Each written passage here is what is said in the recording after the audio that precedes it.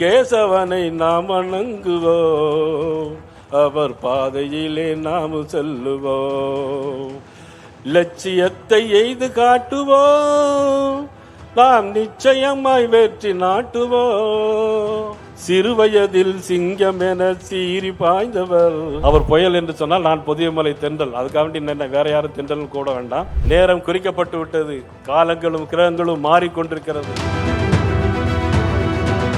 இருந்திடலாம் நாட்டில் பல வண்ணக்கொடி, பறக்க வேண்டும் எங்கும் ஒரே சின்ன கொடி.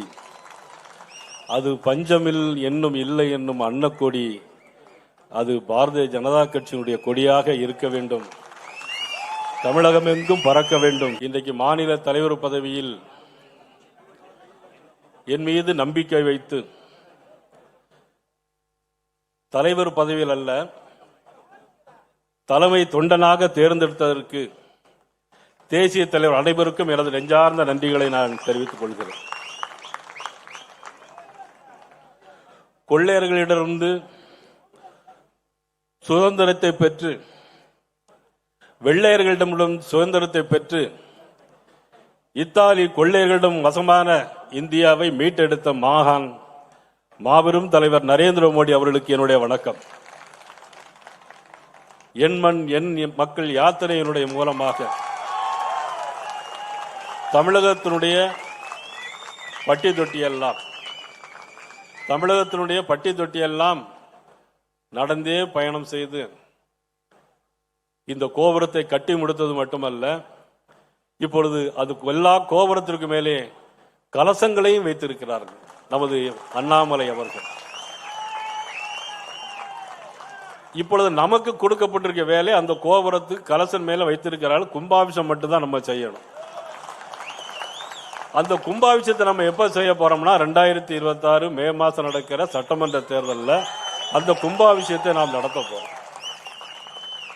அந்த கும்பாபிஷம் நடைபெற போகிறதா, இல்லது திருச்செந்தூரில் ஆரம்பிச்ச பூர சம்காரம் நடைபெற போகிறதா, யார் யாரெல்லாம் நாடாளு கொண்டிருக்கின்றவர்கள் காடாள போகிறார்களா என்பதையெல்லாம் இறைவன் தான் முடிவு செய்ய வேண்டும். காலங்கள் செய்யாததை கிரகங்கள் செய்யும் சொல்லுவான். அந்த கிரகங்கள் இப்பொழுது வந்து கொண்டிருக்கிறது. 2026 நிச்சயமாக நமது உள்துறை அமைச்சர் அமித்ஷா அவர்கள் சொன்னதை போல நிச்சயமாக தமிழகத்தில் என்டிஏ ஆட்சி மலர்ந்தே தீரும், தாமரை மலர்ந்தே தீரும்.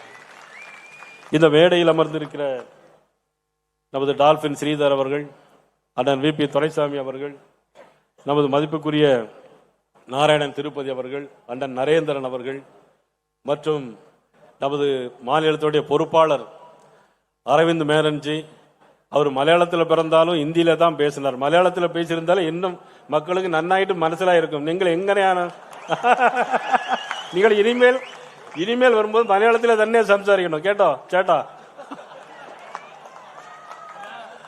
அங்கே போல நம்முடைய தேர்தல் அதிகாரி நமது மாண்புமிகு கிஷன் ரெட்டி அவர்கள் ரொம்ப ராசியான ஆள்னா புரிஞ்சுதான் மனசு ராசி. எப்படின்னா அண்ணன் நமது அமைச்சர் முருகன் அவர்கள் மாநில தலைவராக இருக்கும்போது என்ன சொன்னாங்கன்னா, தேர்தலில் இன்சார்ஜ் வரும்போது அண்ணன் மாண்புமிகு அமைச்சர் கிஷன் ரெட்டிகள் இன்சார்ஜ் வந்தார். அப்ப சொல்லும்போது சொன்னாங்க, அப்போ வந்து 20 சீட்டு வாங்கணும். 20 சீட்டு வாங்கினா கூட 4 சீட் நம்ம ஜெயிச்சோம். அன்னைக்கு 4 சீட்டு ஜெயிக்கிறோம். இனிமேல் வரக்கூடிய தேர்தல் 40 சீட்டுக்கு மேல ஜெயிப்போம். இனி வரக்கூடிய தேர்தலில் 40 சீட்டுக்கு மேலே நிச்சயமா நமக்கு ஜெயிக்கிறதுக்கான வாய்ப்புகள் இருக்கிறது. எனக்கு இவ்வளவு பெரிய பொறுப்பினை, மிகப்பெரிய கட்சியில் இவ்வளவு பெரிய பொறுப்பினை தந்திருக்கிறீர்கள் கொண்டு செயல்பட வேண்டும் நினைத்தாலும் கூட எனக்கு ஒரு பயமும் அச்சமும் இருக்கிறது. ஏன்னு சொன்னால், அண்ணாமலை அவர்கள் மிக சிறப்பான முறையில் பத்திரிகையாளர்கள் பேட்டி கொடுக்காலும் சரி, எதாக இருந்தாலும் சரி, அவர்களுடைய பாணி என்பது ஒரு தனி பாணி. என்னுடைய விஷயம் என்பது வேறு விஷயம். நான் அவர் புயலா இருந்தால் நம்ம தெண்டலா தான் இருக்க முடியும்.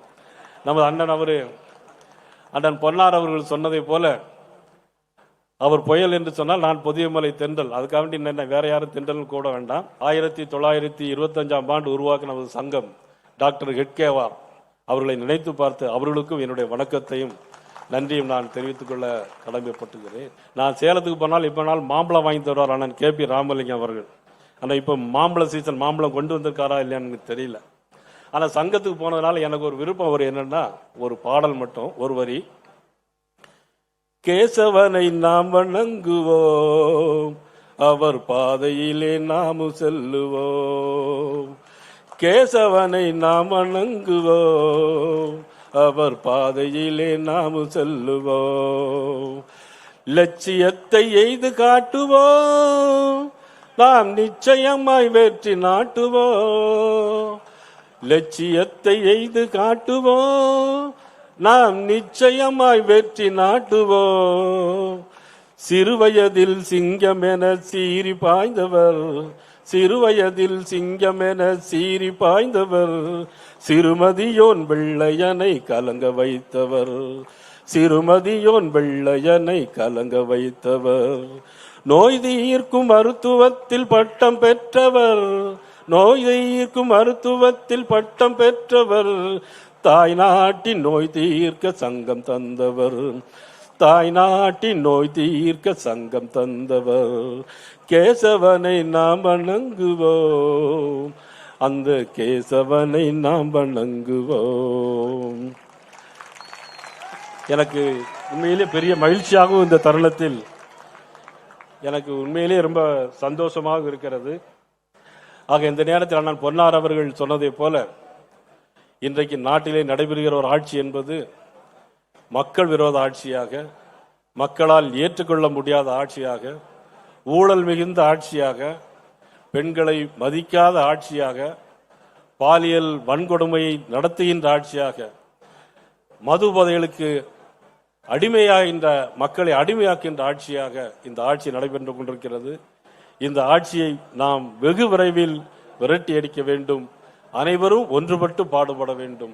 மதிப்புக்குரிய அண்ணாமலை அவர்கள் சொல்லியிருக்கிறார்கள், ஒரு தொகுதியிலே ஒட்டுமொத்தமாக எல்லாரும் போய் பூத்திலே பயணிக்க வேண்டும் என்று சொல்லியிருக்கிறார்கள். ஒரே நாள் 2 நாளில் ஒரு தொகுதி முழுக்க நாம் அதிலே செயல்படுத்த வேண்டும் என்று சொல்லியிருக்கிறார்கள். அது தனியாக மாவட்ட தலைவர் அழைத்து நான் பேசலாம் என்று இருக்கிறேன். அதே நேரத்தில் மதிப்புக்குரிய அண்ணாமலை அவர்களுக்கு ஒரு வேண்டுகோள், பணிவான வேண்டுகோள், பத்திரிகையாளர் குறித்து வைத்துக் கொள்ளுங்கள். அண்ணாமலை அவர்கள் காலிலே செருப்பு இல்லாமல் இருக்கிறார். இனிமேல் அவர்கள் காலிலே செருப்பு போட வேண்டும்.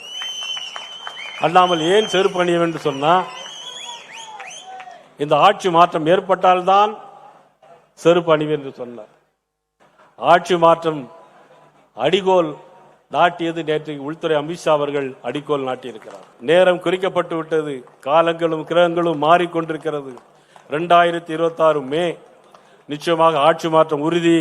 மதிப்புக்குரிய அண்ணாமலை அவர்கள் இன்றே நீங்கள் செருப்பை அணிந்து கொள்ளலாம் என்பதை இந்த நேரத்திலே தெரிவித்துக் கொண்டு உங்கள் அனைவருக்கும், என்னை வாழ்த்து பேசிய அனைவருக்கும், உங்களுடைய வயதிலே சிறியவனாக இருந்தாலும் இந்த நான் பாரதிய ஜனதா கட்சியில் சேர்ந்து கிட்டத்தட்ட 8 ஆண்டுகள் முடிந்து 9 ஆண்டுகள் ஆகிவிட்ட சூழ்நிலையில் நான் பல பேருடன் பேசியிருக்கிறேன். எல்லோருடன் நல்ல முறையில் தான் பழகி நடந்து வந்து கொண்டிருக்கிறேன்.